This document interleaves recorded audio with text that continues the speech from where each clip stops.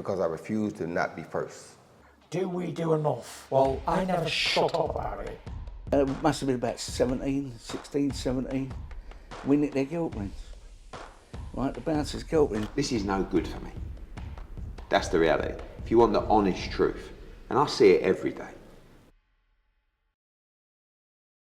This is Colin McGuigan for IFL TV, proudly sponsored by Everlast. Today to be joined by Harlem Eubank in Belfast, Ireland. Mick Conlan Fight Week. Harlem, these fight weeks, you're always here, you're always in amongst it. Does this one feel little bit different?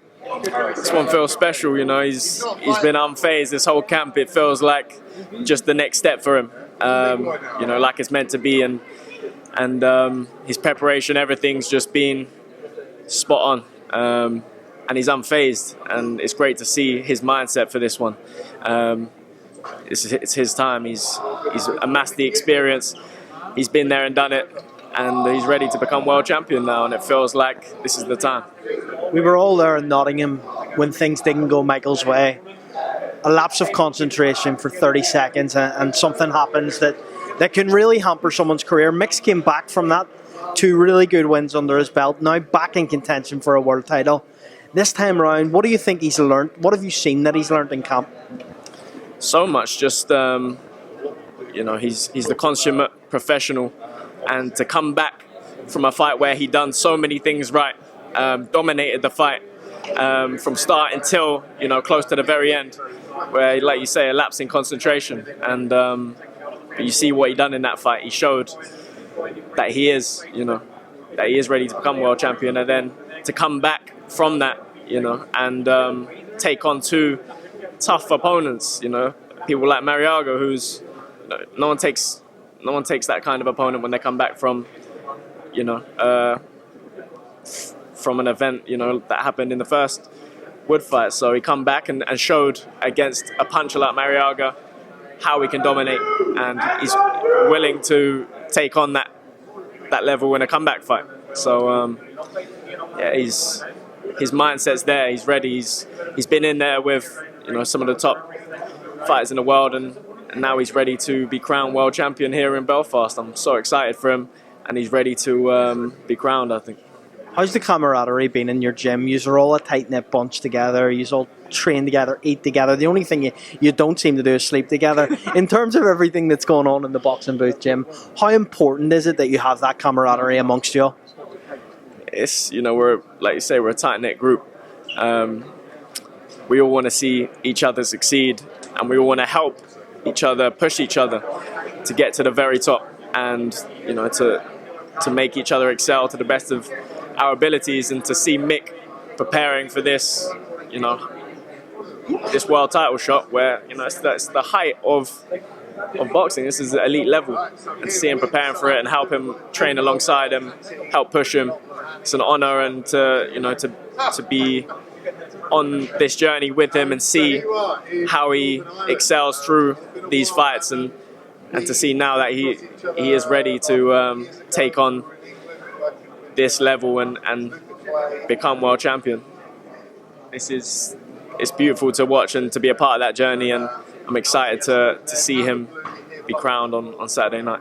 We've watched you closely of recent times selling out York Hall, kind of making that your own. Harlem Eubank and York Hall, those 2 names are going together now. In terms of you and your career and what you want next, will we perhaps see you on the Josh Kelly undercard in Newcastle? Has that been spoke about, or are you strictly back to York Hall? Potentially, there's a lot of options, you know, with Channel 5, and it's an honour to be headlining them shows, and, you know, terrestrial TV.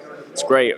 Everyone can see you. It's a great stage to put on a performance and access every, you know, criteria, every age group of people. It's a great platform to fight on. And yeah, I mean, York Hall, like you say, I've fought there so many times now.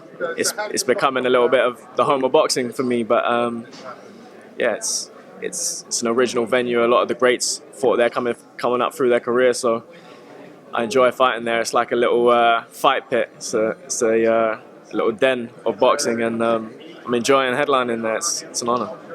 Last one from me, because I know you're pushed for time here. Your cousin Chris, his bout with Liam Smith has fallen through.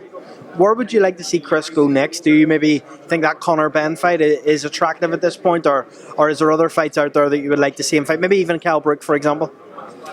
I think he really wanted that rematch to, to show people what he can do, because I think, after that, a lot of people have wrote him off, and he's become more of an underdog. And I was excited to see him go and, prove a point and take that rematch as the next fight. But let's see what happens with it. And there's plenty of options out there for Chris. He's an attraction in himself. Whoever he fights, people are going to want to see it.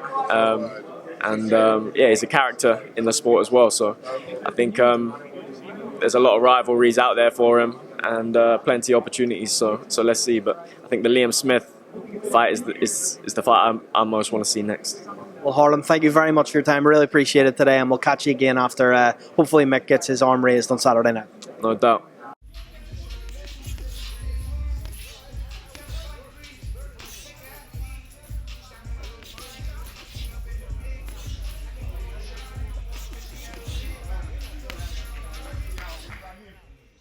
Because I refuse to not be first. Do we do enough? Well, I never shut up about it. It must have been about 16, 17. We nicked their guilt rings. Right, the bouncer's guilt ring. This is no good for me. That's the reality. If you want the honest truth, and I see it every day,